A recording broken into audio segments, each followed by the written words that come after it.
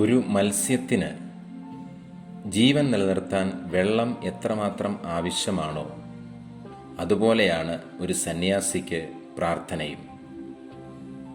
വിശുദ്ധ ബൈബിളിൽ കർത്താവ് യേശുമിശിഹ നിരന്തരമായി പ്രാർത്ഥിച്ചു. പിതാവായ ദൈവത്തോടുള്ള ബന്ധം പ്രാർത്ഥനയിലൂടെ നിലനിർത്തിക്കൊണ്ടിരുന്നു.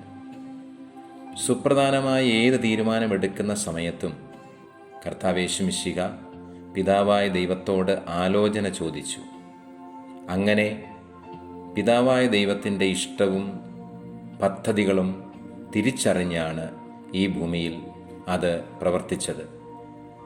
ധന്യനായ മാറിവാനിസ് പിതാവ് തൻ്റെ ജീവിതത്തിൽ വളരെ പ്രധാനപ്പെട്ട സമയത്തൊക്കെയും നല്ല തീരുമാനങ്ങൾ എടുക്കുന്ന സമയത്തും ദൈവസന്നിധിയിൽ വളരെ ആഴത്തിൽ പ്രാർത്ഥിച്ചു.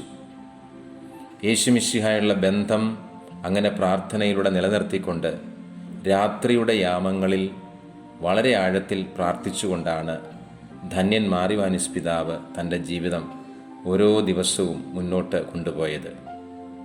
പിതാവ് ഇപ്രകാരം ഓരോ സന്യാസികളോടും പറയുകയാണ്: പ്രാർത്ഥന വലിയ ശക്തിയാണ്. പ്രാർത്ഥനയിലൂടെ ദൈവവുമായുള്ള ബന്ധം മെച്ചപ്പെടുത്തുവാൻ നമുക്ക് സാധിക്കും. കൂടാതെ ദൈവിക പദ്ധതികളെ തിരിച്ചറിഞ്ഞ് ജീവിക്കുവാൻ പ്രാർത്ഥന സഹായകരമാണ്.